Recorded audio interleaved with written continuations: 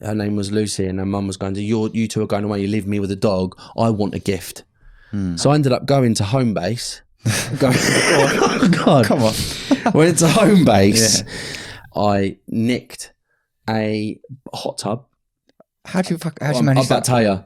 I went in because she was going on about it. Yeah.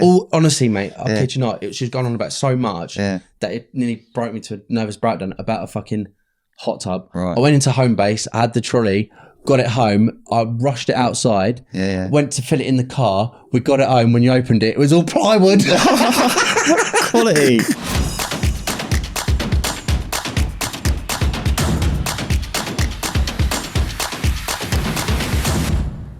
Thomas Woodhams, absolutely delighted to have you on the show. You've been asking me for quite a while, and I'm absolutely pumped to have you on, mate. You're a LinkedIn hero of mine, but in real life as well. We've met a couple of times. Yeah, we have. For those that don't know you, who is Thomas Woodhams? Big question. Who am I? So, yeah, massive ADHD. Obviously diagnosed 5 years ago. Tech recruiter, nearly over 8 years now. Just a massive personality, I think. I think there's been a lot of different times of being squashed with my voice and not wanting to know who I am. But I think now that's the kind of person I am. Good tech recruiter, I think, and just trying to build something positive man. on LinkedIn. I mean, you struck me from a very early point in our kind of relationship in terms of online. You were commenting on my posts, big purple hearts, very kind of like warm-hearted. Where does all that stem from? Talk to us about your childhood, your parenting, all that kind of stuff. Yeah, I think like childhood, it was especially when I was younger. Like I was such this massive like ball of energy, always talking. Definitely on my school report, it was couldn't concentrate or couldn't focus, and it was like this constantly talking. And I think from an early age, it was. I didn't have any brothers or sisters. I'm the only child, right? And I think at that point, my parents had me at like a later stage in their life, and it was just from then really. I just didn't really understand my sort of self, and I just wanted to be this like likable person. I think like back then, like being brutally honest, obviously I had ginger hair, glasses. It was like right. I wasn't I wasn't popular at school, but I wasn't like a not popular person, so in the middle. I think always wanting to be liked by people, and I think that's always kind of stemmed from a childhood by growing up, is constantly wanting to be liked, wanting people to like me for who I am. And I think that's what got me into like at school disruptive behavior, not in a bad way, but that kind of clown sort of behavior was kind of the way that was getting me. What caused that? Was it a lack of anything from your parents then, or? No, my parents have been married, nearly 40 years now, my mum and dad. And they gave me everything. They still give me everything, as in like with my relationship, but it wasn't, I think it was just working out, especially like I'm 36 now, like I'm 36 in 2 days. And I think growing up, it was the behavioural stuff that I didn't really understand, like constant energy consistently. And my mum took me to the doctors when I was 13, and they just said I was an excitable kid. So the ADHD is a recent diagnosis, is it? No, I was diagnosed 5 years ago. Oh, 5 years ago. Yeah. But that's still fairly recent, right? Yeah. So throughout your kind of childhood, you were sort of hyperactive, needed the validation. Did it get you into any sort of trouble, anything like that? Yeah, it did. Massively. I think when you're at that age of growing up, you're wanting to fit in with people. You're wanting to be liked by people. So what happens then is you are following the crowds. And what that crowds then obviously involves in was drinks, drugs, gambling, right, and wanting to. If I'm being honest, I probably didn't want to do it, but I wanted to fit. I wanted to be around popular people, shall we say? So I used to follow that crowd, trying to fill some sort of void. Yeah, I think so. I think just because the popular kids were doing it, and to be invited to be liked, you'd have to then go out and drink with them, drugs with them, and I probably knowing that, I only probably know that now, but I didn't even really want to do it. But I wanted to, because I probably wouldn't have had any friends. Being on my own, and it's bad enough like growing up not having any brothers or sisters. Mum going, "Oh, go and play with some kids at Haven holidays." Got you. So it wasn't necessarily the lack of love or affection from your parents. It was more people of your demographic, your age, that you didn't, because being an only child must have been the thing that kind of affected you the most, do you think? Or Yeah, I think so. I think like it was always constantly just wanting to be liked. Yeah. I wanted to make people laugh. I wanted to be positive influence on people. And I think trying to be doing silly stuff at school. Yeah.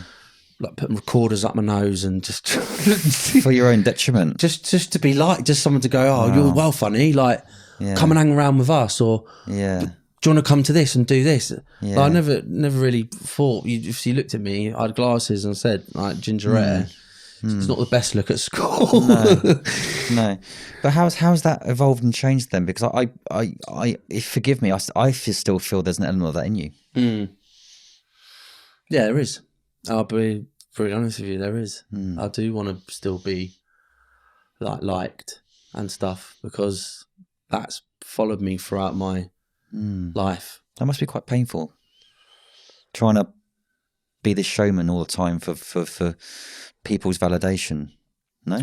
Yeah, I think so. It's a good question, because it's like I don't really want to be anyone else except for myself. It's only really in the last 5 years, and that obviously says quite an early adoption, that I've actually really come into myself. Obviously having being diagnosed with the ADHD, having the medication, and then finding my voice. I was in a toxic business relationship.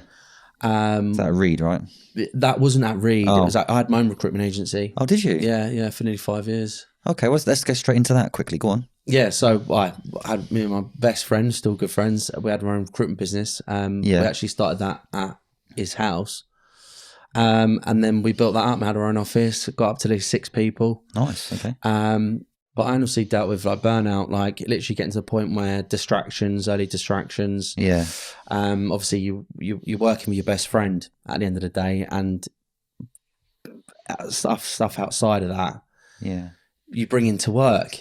And I just get into a point where I was easily distracted. I'd never had a holiday day for nearly 5 years, didn't have a day off 5 years. And you end up just kind of, it's like you just, you're doing the marketing, you're doing the LinkedIn, you're doing the QuickBooks, you're doing this, you're doing that, and you don't have a fucking break. You can't, because you're thinking about, I need to make a placement, I need to do the business development, I need to do this, I need to do this. You end up just in workaholic mode. Can't switch off. Can't switch off work. Why do you feel that you've struggled so much? So how old are you again? 36. Well, I'm 36 in 2 days. 36. You're in your prime, mate. Great age. Got to say, I wish I was 36. And I'm not judging you in any way, shape or form, because 100% I struggle with this, and I still do. And I don't care what anyone says. Everyone does. But what do you feel you still have with this need to kind of like impress or make people happy or whatever? I don't know. It's a tough one. I think like there's that element of that child of me. I don't think I always still want to be liked by people, but I think it's about being someone. I want to be someone. I don't want to be rich and famous. Money doesn't motivate me. No, I remember you saying that before. Yeah, money doesn't motivate me, but I want to be known for the right reason, from recruitment, for who I am as a person, like an ADHD, like supporting people. That's what. But do you not feel that really good intention, that kindness, that warmth, that kind of like generosity of your time also enables people with the wrong intention to take advantage of that? Yeah, and I think I can quickly pick that up from people who do try and take the piss out of like time, like vulnerability, like, oh, here, do this, do that, and I've had to weed that out because I know. Do you find it difficult to do that though? Yeah. I do. I do. I think it's just like probably yourself, just kind-hearted, and you don't want to say no to someone because you obviously want to give like not a good impression, but make people feel good with what they're doing. But what I'm really pleased about, mate, is I feel that certainly in the last 3, 6, 9, 12 months, people have really understood you now. And you're starting to get a following of genuine supporters and a community that love you for who you fucking are. And that must be nice, right? Yeah, it is nice. It is nice feeling, because it's taken me a while to get there. Yeah. And that really comes through on like the content that I put out and the people that go to me. I didn't ever understand who I am, or I'm weird, I'm this, I'm that. Yeah. And you've given me clarification of who I am. And that's why I'm there, is I'm not there to make money off people. I'm not there to make monetize of my content, decline deals, of decline products from people. Yeah. And people will go, oh, you're just there, you just want to help people. From the ADHD's perspective, I do. And I don't, and I call bad behavior out on LinkedIn because I just feel like people will pull wool over people's eyes over it. Go on, let's go into that. What is bad behavior? What pisses you off? What gets your back up? God, where do we start? Where do we start? Bad behavior. I think from when it comes to ADHD, like there is people that push. I wrote a post about this the other day, and people push courses, coaching courses, like use it as a vulnerable selling point when like this happened the other day where someone put out questions from John Lewis, and John Lewis had put an interview questions out to actually give people more of a chance to obviously to be more like diverse and actually bring better people in. Yeah. But someone's trying to sell their own course on the back of that. Like as in here's these tips, and we could do that more. Like profiteering on it. Yeah, I'm not doing that. I'm not sticking up. I'm not doing that. I'm not having you try and take away something good. And that's a LinkedIn top voice as well. Wow. Yeah. It was interesting that the whole top voice thing. You're... I'm a community top voice. What does that mean? I think so. Obviously, as you probably know, it's like the collaborative articles that are on LinkedIn, and you contribute. You could contribute. Have a good day, and if 100 people put a like, you get a badge the next day. So it has no real value, I think, in general. But it's to be part of that journey, I think, as well. On the ADHD front, and I think I have been guilty of this in the past. I probably diminished what it is through a lack of understanding and a little bit of ignorance. That's me being honest about it. I've just had a previous guest on just this morning, actually, who had ADHD, and it's becoming more common. Can you just describe to the average person what it is, how it affects you, and how disabling is probably the wrong word, maybe a similar word to that, it is for you? Yeah. So if I said to you, if you said to me, what is ADHD? Yeah. It's like a squirrel going in your brain at 300 miles an hour. So if you think of a squirrel going around you on your head 300 miles an hour at the time, and then you're thinking of, if you get rainbows and just a Tesco superstore, and then just put all of that Tesco superstore in your head at the same time, or something. Like you're on acid. It's tough. It's challenging. Wow. It's not.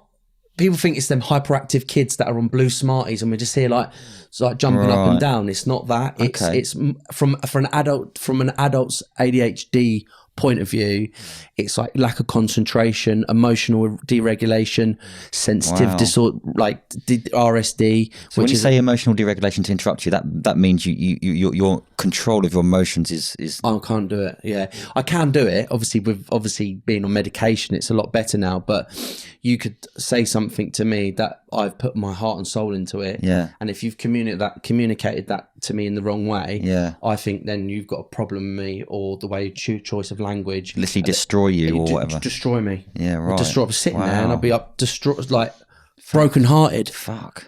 How's that affected your relationships, man? Fuck me. That must be hard, right? It's tough. Yeah, I think you always think with the ADHD, like relationship previous. Obviously, I've been in my relationship. I met her on TikTok and both doing content, and we obviously did that. But before from the other relationships was obviously cheating.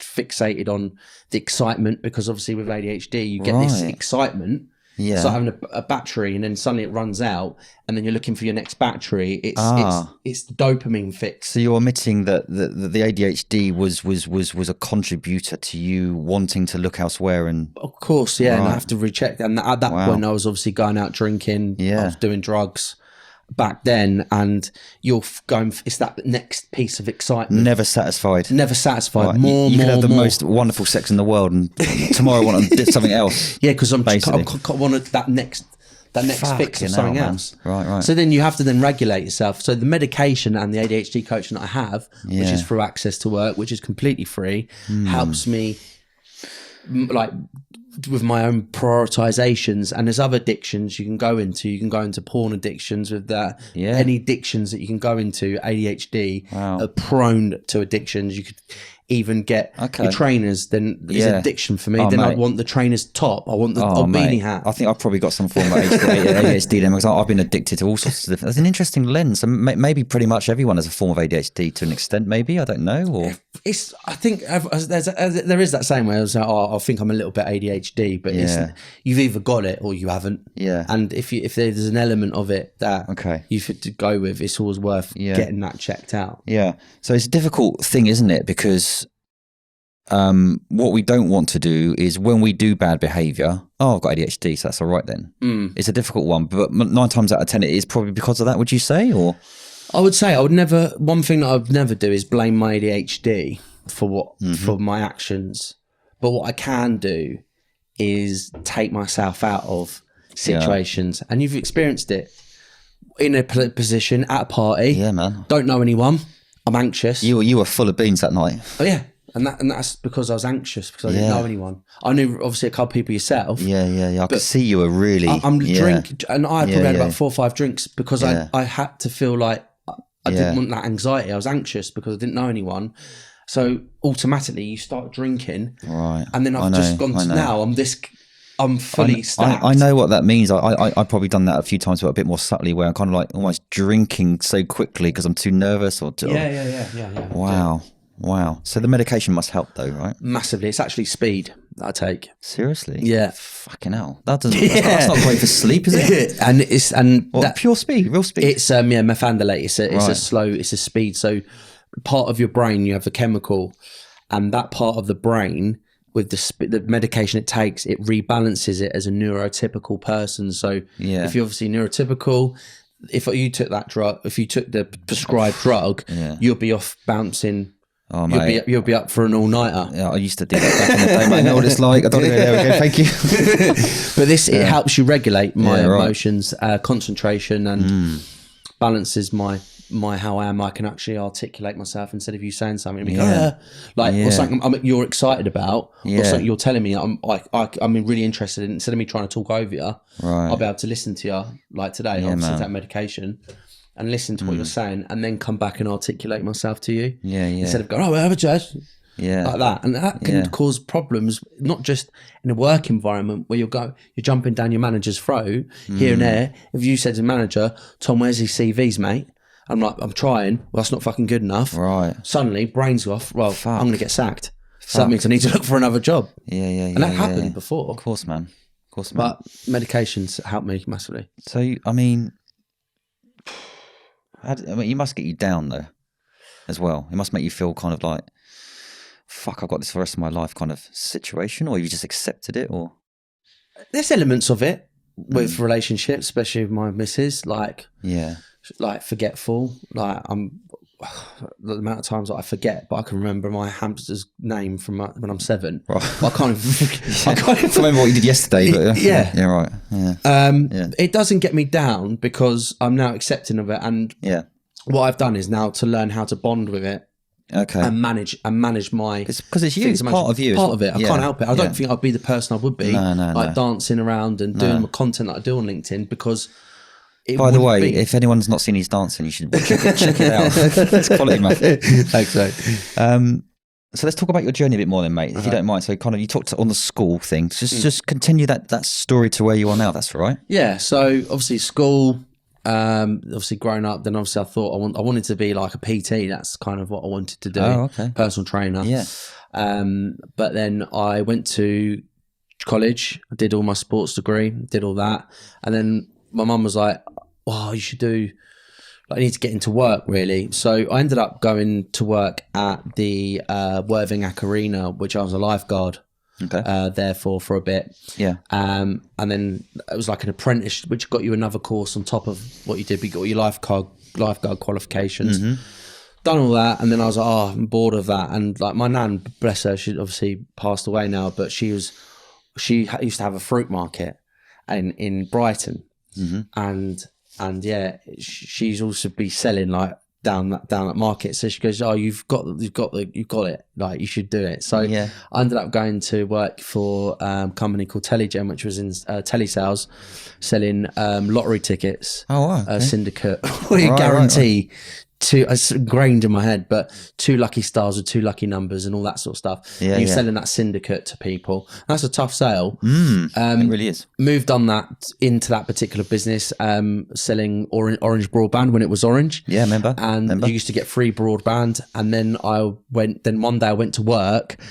I actually got sacked because I pissed in the manager's drink and put it on his bottle on his desk. Bit harsh sacking you for that, mate. Yeah. But this guy was ruthless with women. Didn't like it at work, how he spoke about women, how he treated about women. He got us to sign every photo. He was doing Mr. Brighton, so he got everyone to sign photos of him. Oh no, he was doing signed photos. Bit much, mate. Yeah. Signed photos of himself. Fucking and the way he's talking about women, this, that, and another. I've done this of her. Yeah, it just got me, and I had a bit of a sort of funny, trying to be funny. And so you pissed in his drink, and did you have to own up to it? Or he drank it. He did drink it. That's quality, mate. That's quality. And and then like he did that, and then on like one of the last days, one of the guys are leaving, and then he brought loads of mackerel in. We put loads of mackerel in the call center. This is when I was like 19. Yeah. Put mackerel in all in the thing, and then obviously the office next day was like absolute reach. But I got sacked, and I think that when I saw it, the letter, it said I can't believe I've never told anyone this, but it was like the worst case of animalism. That this case is an animal, and the poor guy's never going to get the taste out of his mouth. Oh my god! Right. But it was I just didn't like. Just had a moment. Oh, someone said do that, and yet again, I'm not going to say about my ADHD, but someone said, you should do that. Yeah, and then I'm like, I'll do that. Right. I'm very influenced very easily back then. So has he got you into any real trouble? Obviously, you losing your job and stuff. Have you got other examples where you've kind of done really crazy stuff that's kind of... for my mum causing, and my mum and dad getting upset. Like my mum and dad like causing them coming back like 4, 5, 6, 7 a.m. in the morning, off my face, going in there. Going into their bedroom, thinking it was the urinal, and basically going to the toilet in their bedroom. No way. And it's only until now, right, with my parents, that I'm in a relationship with them where me and my mum get on. Yeah. We never used to get on, not in a bad way, but I think because she's so caring because I'm the only child, it's a different level of love because it's just me. Worrying about couldn't sleep. So almost over mothering you in a way, would you say? Yeah, 100%. I haven't got any life skills. I can't cook. I can't cook a meal. I can cook, but I'm not like pasta would probably be the furthest I go. And if I copied a thing, but that's now affected me because I've been cotton wooled. What about your old man though? What was he like?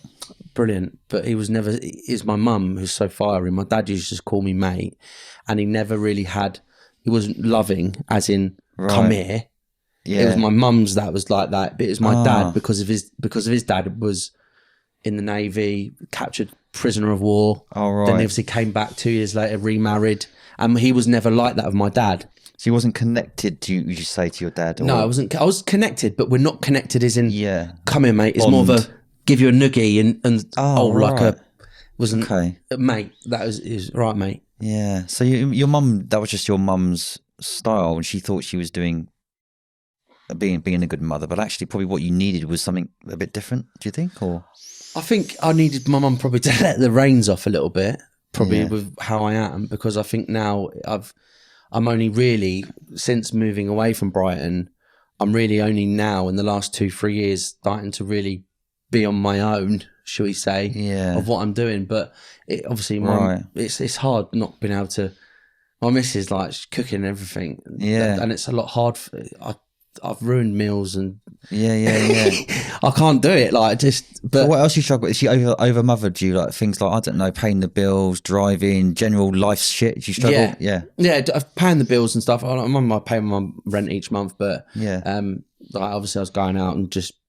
Basically going out and drinking to the point where Right. I was in like blackouts and not knowing where I am. So no kind of structure, no kind of exactly. routine, all that kind of stuff. No, I didn't really have any structure or anything. It was just kind of like go to work, come back, live for the weekends. That's obviously back then, years ago. But yeah, I probably wouldn't. There's been times where like I just couldn't cope with it all. Really? Talk us about that, because you know I've been open myself about suicide ideation and all this kind of stuff and mental health and well-being. Let's have a conversation about all this, man. Yeah, it's tough, like going talking about that. I'm comfortable talking about it, but I think back then I was all scared to tell my mum or parents, because it was another thing that I'd worry my mum with, and like she's always worried about me, what I'm doing. But there's been times where like never really understood myself, and I think that's came with the ADHD, because I was so ADHD is normally sort of diagnosed as bipolar, because you're so up here and then you're so down here, and there's no actual regulation of being consistent.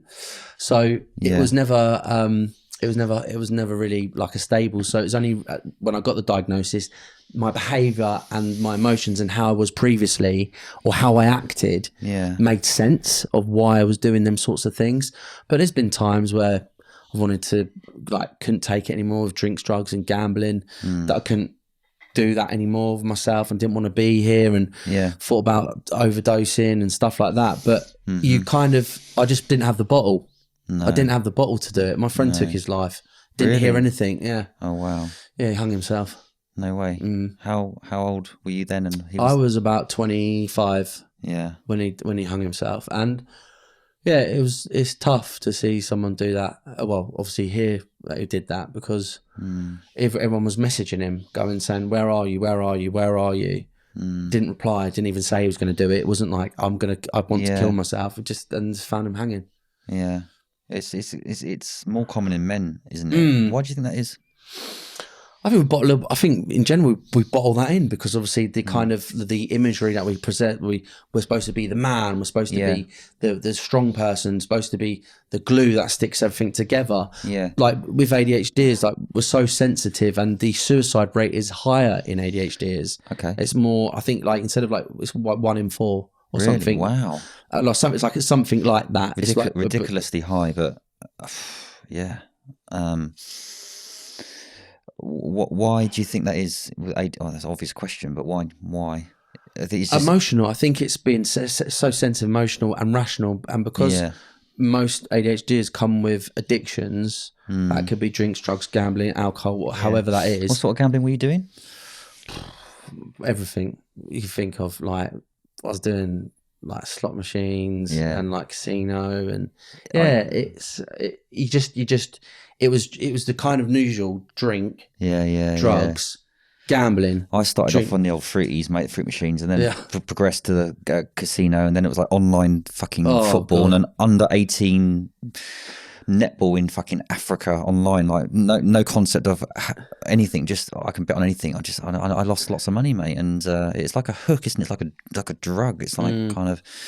I think gambling addiction is horrible. It's a horrible addiction. They all are, really, aren't they? But I think gambling is probably the worst. I think you can do all your money within seconds, and then you're worrying about where you're going to get the next piece of money from. Then you're asking, borrow this, borrow this, borrow this, borrow this. Can I borrow off your mate? Can you borrow this? I remember once I was 18 grand up, and I lost a couple of grand, got down to 16. I thought, I've got to get back up to 19 again. I lost it all. And then another one, I was watching the Spurs against Newcastle. I was actually making out with my girl at the time on the sofa, and it was an 11 grand swing. If Spurs won, I would have won 11 grand. If they lost it, it's like just like stupid stuff like that, man. It's just, I think I was just very wayward there, but it's a form of escapism, isn't it? You kind of just in the zone. You don't really think about what you're doing until after. Like if you've done serious damage. Have you done any of those AA meetings and that kind of stuff? I've done a few meetings. I've done a few GA. That's what it's called. GA. I've done a few meetings like before. This was years ago. Like, what's your thought on that? Because I mean, I think I'm not knocking it. I think it works for a lot of people. For me, I did quite a few. I did it for about a year or two. And then after a while, I just thought it was way too conformist. If you make a mistake, you relapse. And I managed to do it, and I'm off all that kind of stuff now, and I managed to work it out for myself. What's your general concept of that kind of method of dealing with addiction? I think for me, the GA thing worked, like because you're hearing people talk about their own like stories, and you're thinking, God, like I might have done like 300 quid, 400 quid. Yeah. And this guy's talking about 10 grand and spending his twins, spending their wife's savings. Literally, And you hear that and you think, I don't want to be part of that.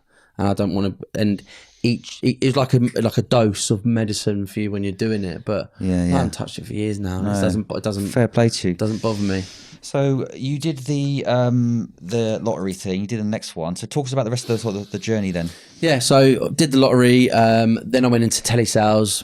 Then obviously one day I went to the office and it was actually they went bankrupt. So there was a sign on the door saying, "Sorry, we're not letting you in." Oh, right. Because obviously it went bankrupt. Yeah. So then after that I went to Domestic and General, selling Sky Warranty for 2.5 years. Did well, probably one of the top seller, standing up, walking around, all this stuff. Then I had a breakdown because I was dating someone from the call center, and we were then living together. And then she went off with one of the other team leaders. Oh, sorry to hear that, mate. It doesn't really matter. I think at the time I was pretty heartbroken. I had to then break into the house to get my clothes. My dad had to climb up a drain pipe and unlock the door to get my clothes because you changed locks. No way. And he wanted my clothes. So suddenly you saw these black bags coming out this flat out of nowhere, looked like a robbery. And it was just all my clothes. My dad was there catching the catching the bags. And then I went into insurance, and I worked for Swinton Insurance for 2.5 years, which is a high street broker. And then selling insurance, car insurance, van insurance, bike insurance. You've always been a salesman at heart then, right? Yeah, I like to think so, I like to think so. And then, went into One Answer Insurance. That was another insurance for 2.5 years. And then at that point, I went into like recruitment from that point. Yeah. I worked, I was living in Crawley with another girl, toxic relationship from that. Like the stories. Tell us about that. Oh, go on. God. So this family was wanting, if you wouldn't believe it, but this family wanted everything, right? Yeah. And I think going in there, when I worked at that point, I worked at a recruitment agency. Just before then, I worked at Bupa. I was a corporate account manager at Bupa. And I was living in Crawley, coming down to Brighton on the train. The family were just too much, like constantly wanting money. What can I get? What can I get? What can I get out of me? And I ended up getting myself in debt.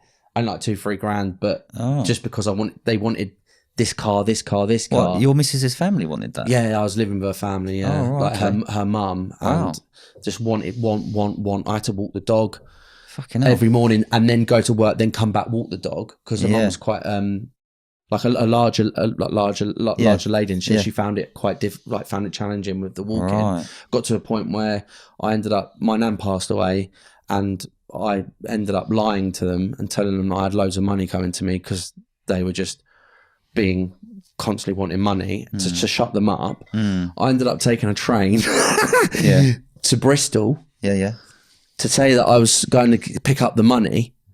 I went down on the train to Bristol just to take a photo, and then went on the same train back home, just to say that I was there. Yeah. Because she was calling me, texting me, saying, "Where are you at Bristol yet?" God, that sounds really controlling, man. Oh, mate.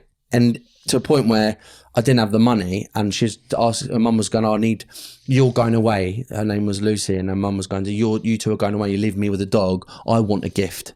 And I didn't think she had so I ended up going to Homebase.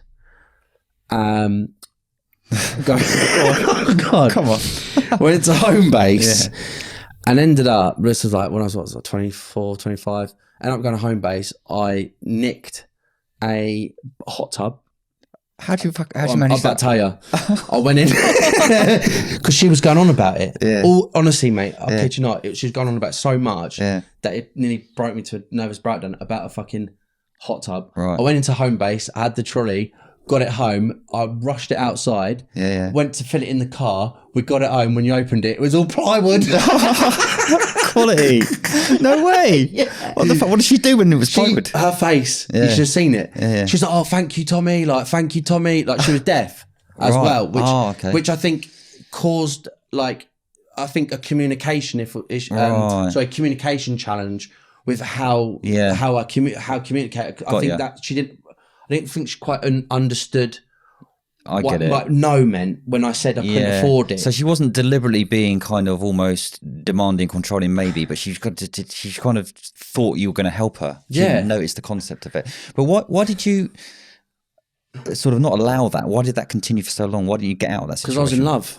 You know, I was in love with the daughter. In love? I was in love. Right. Okay. I thought so at that point. Do you think you were? No, definitely not. Right, honestly, at the time you did, got you right. Okay. At the time I did. I thought I was in love. The stories, honestly, you can't even write. Going to home base and getting home and then open up. No, that's risky as fuck. You could have got like. I could have been arrested. Got theft.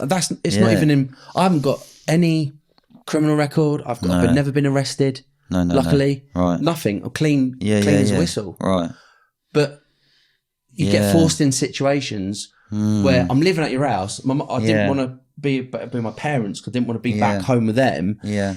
And someone going on and on about something all the time. You think, well, do you know what? Shut up. I'll do it then. I didn't have the money to do it. So how did that situational relationship end then? That ended. So we came back from Tenerife. This is gospel. Came back from Tenerife. I brought some perfume on the plane. As soon as I got the other end, she said she wants to break up with me. Oh, right. I thought, okay, well, why is that? Didn't really give me a real reason. Got home. She went, I want you to pack your stuff. Packed all my stuff. Yeah. I went back down. So I had 3 or 4 bags on my back. With all, couldn't even hold it all. Right. Went back home. I went to my friend's granddad's. I sat there and I told her granddad, and he went, "You're an absolute cunt for what you're doing." And I didn't think at the time. I thought, you know what? Okay, but I loved this girl. Yeah. 4 hours later, get a call back. Do you want to move back? Yeah. Right. Straight away. Straight up there. I moved all my stuff back up. It gets better. I moved all my stuff back up there, and she said, "Oh, have you got that perfume? That stuff that you brought on the plane?" I said, "No, I sold it to my mate's granddad." She went, "Get out." So I then had to move all my stuff. No. That same day, I moved all my stuff. Out of that house, back down. I nearly had a fucking breakdown. It's laughable now, but I couldn't cope with that anymore. I had to lie to her about my nan's death because of the money. You couldn't so write. She sounds like she was using you, man. Yeah. She was cheating on me, and she ended up sending me into a mental coma. I ended up trying to work out. She was texting other guys. I ended up cloning her WhatsApp.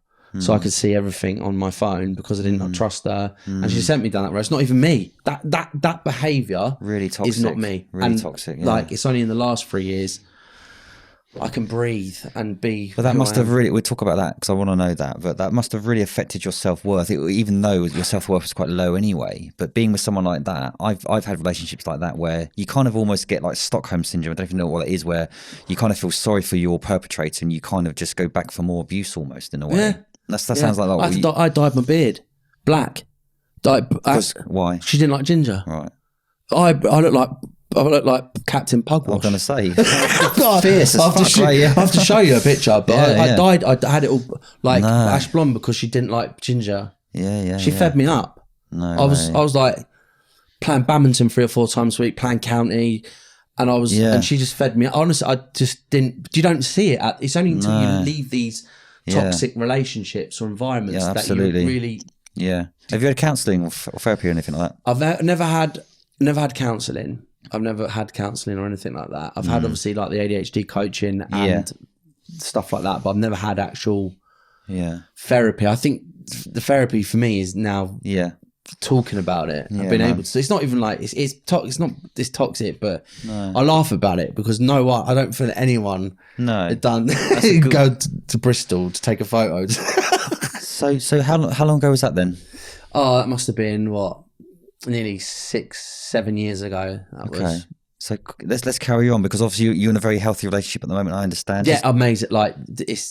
it's like this Michelle will be the rest with me for the rest of my life. So let's fill in the gaps before then and then talk about Michelle. I want to know that. But I'm so interested in your journey because you just come out of that really toxic relationship. What happened next? Toxic relationship. Yeah. So then at that point I moved back home. Yeah. I then got into like, I kind of just had like a bit of a break and obviously went on like dating sites and just thought, I'm just going to do myself. So I ended up getting into recruitment. I ended up working for a recruitment company. I met a client. Yeah. And then like I was guaranteed loads of jobs on that client. So I ended up taking the client out and obviously going a bit mental on the client, on the business card. Not mental, like a couple £100. Yeah, yeah. And then I got sacked for that because I didn't have the jobs. I didn't have the jobs. I got the jobs, but I haven't filled any yet. so I just took good night though. I took the client out. Yeah. And then so I was sacked after that. At that point, right. I then went to a company called RDF, and I worked there for 3 or 4 months. And then I was actually working for somebody. I think like Tony Undaws or some name, and he's like a top recruitment guy from like years ago. Like he's like he was coming to the office even at 8:05, like well dressed. Okay. And I run this company called RDF, and I was there for like I think like nearly just over 6 months, but. I worked with a client at that point, and they were finding it in Brighton. They were finding it challenging to recruit for, and I went, "Gosh!" And I was like, spoke to. They were saying like we haven't been able to work with any other recruitment agencies. We couldn't feel anything. Yeah. So I ended up sort of like learning how to code. At that point, briefly, like basic stuff, like obviously like WordPress and online, and then I started speaking to this particular recruitment. They were looking for Python developers, so. I ended up I filled about 2 or 3 jobs that no one else has done for nearly 6 months. Nice. Got in there. And then suddenly they went, we want to meet up with you. Would you have a chat with us? Yeah. So I met with them and they're like, we'd love you to come in and do recruitment for us. Yeah.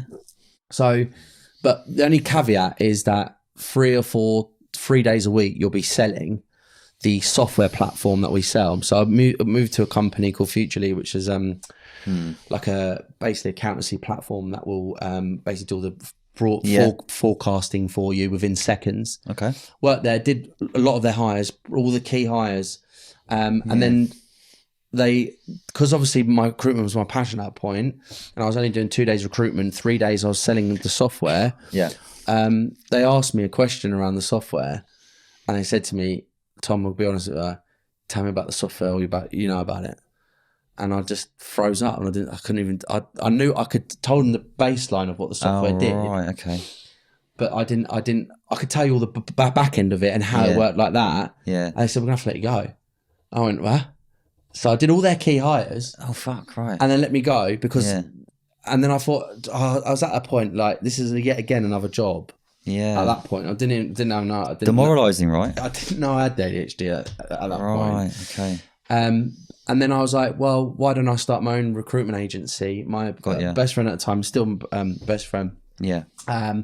Was like, we'll start an agency. He was in construction. I was in obviously tech. Yeah. And then we thought, okay, well, we'll get this done. And then he was just moving away from his agency. Did that agency just over 4.5 years. I did that. That's a long stint though. We were doing really well. How did you find that aspect of leading and managing people when it's difficult, with the greatest respect, to manage yourself? Let's be honest. I didn't do that part. Right. I was the guy that was there, getting everyone involved, doing the content. Yeah, right. Like, but it worked though. It worked. Oh yeah, I worked. Yeah. Landed some massive clients. Yeah. Like, and it was at that point, it was more about the journey, not just going right. Get the terms in PSL. Sign that. I'm going to fill the jobs. Yeah. We're going out and actually trying to do videos with them at a point. As years ago, when videos weren't a thing. So what happened then to that business? The business is still going. Oh, right. So you just left, did you? Yeah. So at that point, I said to my business partner, I said, look, I was easily distracted at that point. Yeah. Like I was like on TikTok and I met someone that worked downstairs. It's probably a massive factor to why I moved off that. Yeah. And he's a massive character, like popular.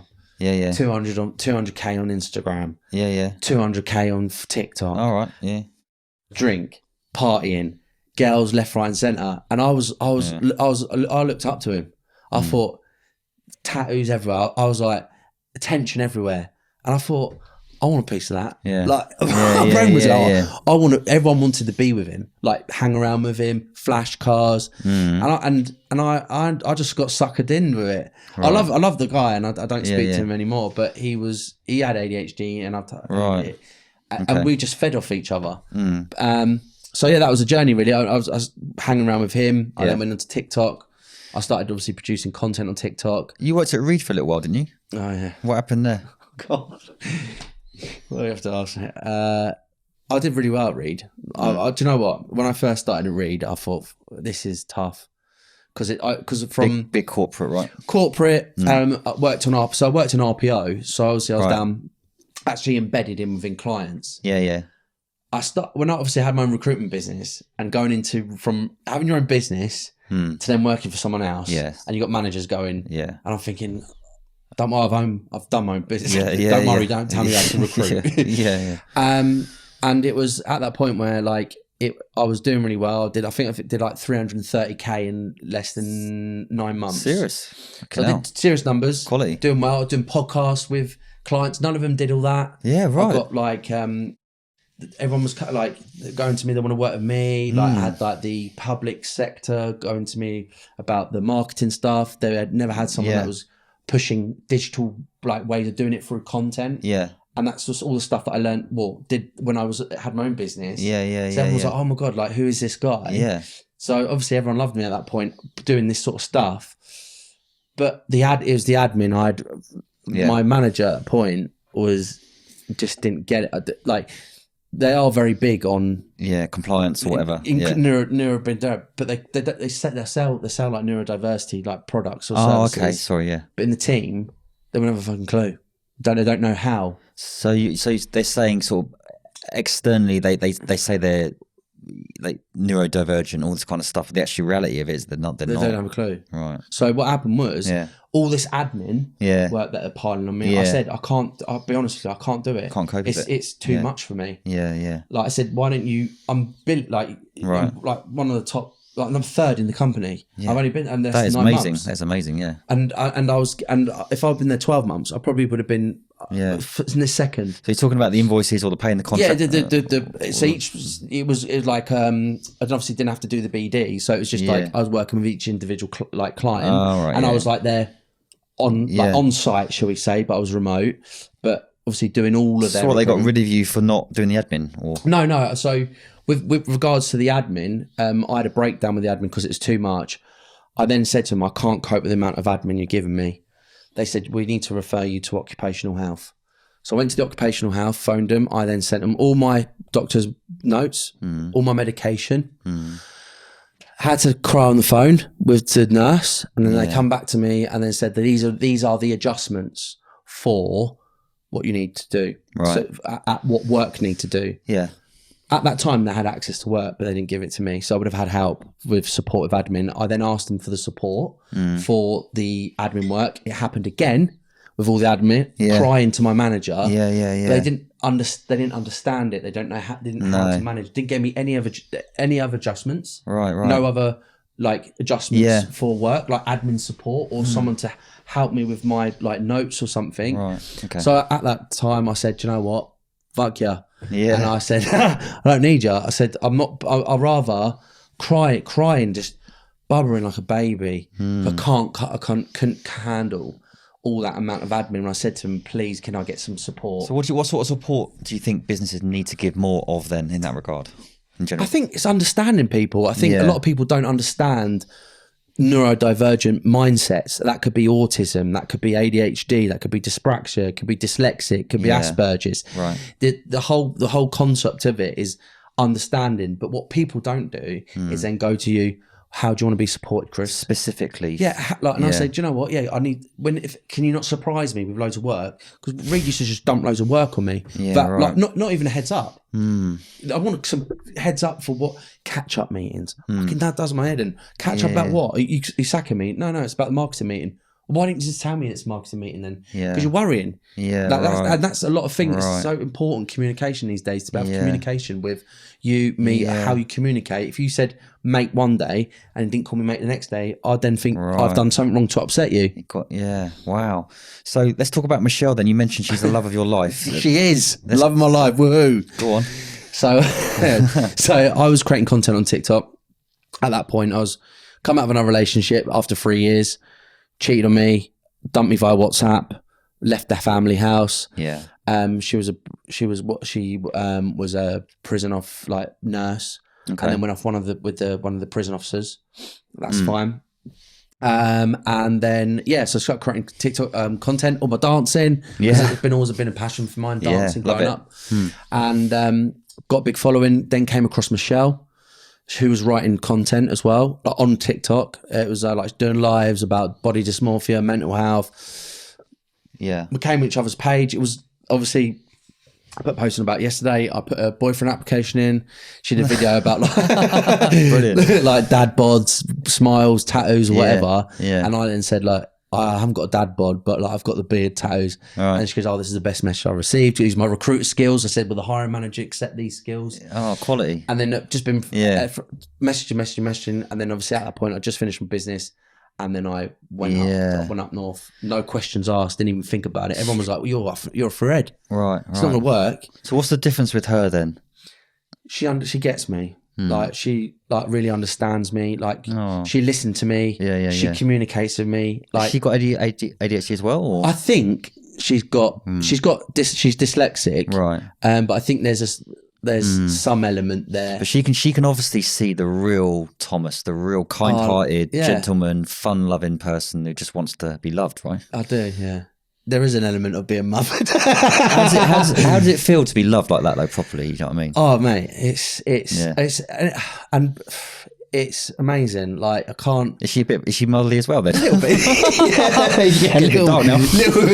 A little bit, mate. I think she generally cares. Well, that's nice though. Mate. Yeah. But there is times where your brain is attention.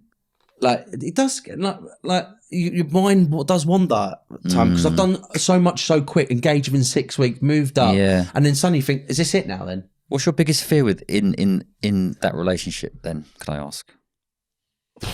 God, biggest fear. I think losing Michelle, and I think that'd be down to my own behaviour because there's been nights out. I eat, drink. Well, I can't touch the drink. I just can't do it because there's been nights out where I can offer my own. It's like rocket fuel for you, isn't it? It just sends me west. I just can't. I can't. And if I minimise certain environments, but then, like you said earlier, it's like if I minimise all these different things, I'm like a caged animal. Then I can't do this, can't do this. But how do I manage that? Exercise, being more around good people, green environments, walking. Got ya. So you look after yourself on right. So let's move to LinkedIn quickly then because the time has flown. I want to talk to you about LinkedIn, right? Okay, because I think there's a lot of selfies. There's a lot of scripted posts out there with templates out there. There's a lot of advice out there. Yeah. What's it like? What's the good, bad, and ugly for you out there? Good. I think like there's good people like obviously like yourself, like putting good content out that actually means something, like actual connecting on a human based level. The bad, you've got obviously templated content. Yes. Like still these 5 cheats to be. I don't want to connect with. Like content that has no purpose or meaning or humanized. I want to see you telling me about your story and your backstory. Like, and I can connect and resonate with certain parts of it. Then that's how we connect. Not here's a good leader, like, and getting fortune cookie quotes and then saying agree. Absolutely. And I've had to disconnect with people. But in the same kind of format as well, like, you know, this is how to begin, middle, and end your post. And it's like, mate, honestly, 4 arrows. It's I don't agree. I think the ugly is obviously people using pods and stuff like that. Bad advice. I think people do get caught up on vanity matrix and it's all about the likes. I want to get repost. I agree. But that would, if you forget about that for a second, actually just focus on good quality content. then that comes with it anyway. It does. Yeah, and I think it's the intention, isn't it? Don't get me wrong. The odd post I put out, I just want to get the likes of that one. But like, I've changed my tact on it so much now. Where 9 posts out of 10, I say to myself, is this adding value to my audience? Yes. And that's it. And sometimes I get 60 or 70 likes, but I damn well get 5 or 6 leads or pieces of business from it. And I just think it's not for me to judge, but I'm enjoying not being so beholden to it as well. And I think you can get sucked into that kind of thing, can't you, a little bit? Addict. Yeah, like, I'm addicted. Yeah. But it's also a phenomenally amazing platform for business. I've pivoted my business myself. I've been very open and vulnerable. I've made loads of friends from it as well. But yeah, I think, people like Dominic Joyce, you're a good friend of his, aren't you? And there's some great people on there, right? There is. I think you have to really find them. Or I think it takes time to, obviously, like yourself, find these good people, because you do get a lot of shit at the beginning, especially when you start getting more people invested in you, and you're thinking, oh god, what do you like? You can tell certain people, and then you just weed them out. I find you lose people as well, don't you? Of course, of course, it's part of the but also you can put the most heartwarming, beautifully authentic post out there, and there'll always be 3 or 4% that attack you, no matter what you do. I think you've got to accept that as well. There's always some wrong ones that want to bring you down in there. I think on social media, if you're putting yourself out there, making yourself vulnerable, someone's got to say something, because I think sometimes when you are comfortable, like yourself, comfortable with your feelings and emotions, where you are, well, you do love yourself now, and you can speak up about how you're feeling, and not be worried about anything. The thing is, people are not at that level of vulnerability. No. But where you are, people are not. They want to, there's a vulnerable point, I'm going to attack you because that's what your vulnerable, weak arm in the chain. It says more about them now. I mean, literally, it's water off a duck's back now. I used to really attack back and respond. Now I'm kind of like, I put a love heart and go, I wish you peace. Wish you peace now. On the love thing, do you love yourself? Not in the context of look at me, but as in, do you actually love Thomas? Yeah, I do. I do. Like, I think being on the platform, and it sounds cheesy, since being able to write about certain things, obviously certain conversations with yourself and other people, and I'm having a fiancée where she's understanding. Sorry, I've got to take a step back. I totally forgot. You asked her recently, didn't you? No, I asked her first 6 weeks we got together. Oh, is it? I saw on LinkedIn where it must have been someone else then. No, I was engaged, but I got engaged to her within 6 weeks of meeting her. I see, right, okay. Yeah. So carry on. So falling in love, you were saying. Falling in love. Yeah. And I think, like finding yourself, it's just being able to be, I can be myself. I think that's important. I think I've weeded out my environment and who I'm with. Which has a massive factor of being me. I can just be me. I don't have to be anyone else. I don't have to mask, be someone else. What are your top 3 or 4 traits, would you say? Top 3 traits. Definitely excitable. Definitely excitable. Love that, mate. Definitely passionate, and I hate saying that word though, passionate, because obviously that's I'm a passionate individual. We see on TV. You are, though. But great. I'm caring. Like I care about my friends. Like, I care about, like, obviously yourself, like Dom. Like, I really, like, once you have a neuro friend, I will do absolutely. And if you said to me, I need all your clothes now, I'm really desperate, I'll strip off naked for you now and give it. I actually believe you would, though, mate. I would. I'll do anything for anyone. If anyone that I really like care for, I would go to the moon and back. I think people tend to understand people, but I think you've probably been misunderstood by a lot of people. Massively, because of how I've perceived who I am and what I've said, when I'm actually really just a really soft, sensitive person. This is what I've learned. I climbed Mount Kilimanjaro recently, as you know, and I don't even like camping, let alone bloody doing that. But I was in a tent with 30 people I didn't necessarily know, and before I was on the first couple of nights, I was judging what they looked like and all this kind of. I came after climbing that mountain. I totally changed my perspective on people, and even, for example, at that party, before Kilimanjaro, you were doing your thing, and I had this judgment on Thomas is all right, fucking this, that, and the other. But that mountain climb changed me, and I'm always curious now. When people act in certain ways, I try to go, let's just talk to this person. We've all got different ways of showing stuff, right? And just because you're aggressive, you're calm, you're not, whatever, doesn't mean that you are that all the time. Do you know what I mean? I get it. And if for anyone else that saw me like that, I had loads of people message me after going, "Oh, really good dancer. You're that." "Oh, I didn't realise you could dance. Yeah. Do you go to dance stuff like that?" And I didn't want to. But yeah, like your first perception of someone is this fucking. "No, I'm all right, thanks. I'm off." Yeah. But generally, if it was in like an environment like that, like it's completely. It's not. Yeah. It's not actually me. It's me being who I am. Yeah, we've kind of reached the end, mate. I was going to try and squeeze in a couple of questions. Absolutely amazing to have you on the show, mate. Honestly, your life, you should. People say that I should write a book. You should definitely write a book. Be a bestseller. What's been your darkest moment? Would you say, mate? My darkest moment, I think probably at that toxic relationship. I think at that point, it was at self-destruct mode at that point. I think that relationship, like you can't write that sort of stuff. No. Like it's ridiculous. But you probably didn't at the time. It's probably the worst thing that happened, but it's probably one of the best things. You probably learned so much from that experience though. Just to accept myself. I didn't have to change my beard colour and stuff like that to be like, you just have to then go to self-discovery and go, "Do you know what? I'm ginger. Who gives a shit? I can't help that. Everyone wants the ginger to be ginger now. Do you know what I mean? It's the end thing." Yeah. But I at that point, I wanted to fit in, be materialistic. This is why I only have LinkedIn. I don't have any other social media. Yeah. Don't have Instagram or that. What's the biggest difference between the Thomas now, the Thomas, say, 10 years ago? I can talk how I feel. Yeah. I'm able to have my own voice. I'm able to help other people, and I don't have to. I will speak up for what I believe in. Yeah. I've never ever before believe. If something I didn't believe in, I would agree with you, just because I want to fit in with you and agree with you. Yeah. Now, what I believe in is what I believe in, and my values and everything is in alignment with how I am and how I am as a person online. I'm exactly the same person, no different. So it doesn't matter who they are, how big. I'm not afraid to challenge people now, and there's a lot of people out there that kind of I think use their power.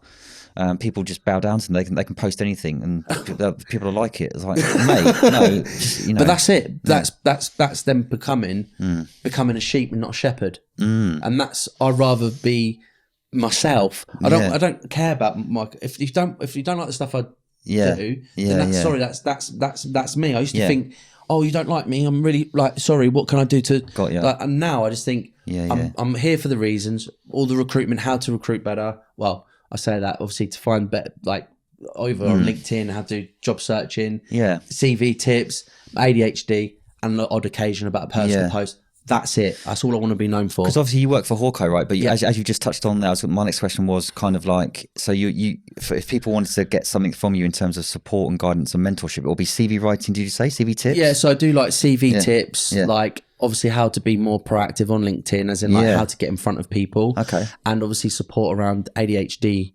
Nice. As in communication for managers, or how to communicate with other people better. Only from my personal experience, I've done a course.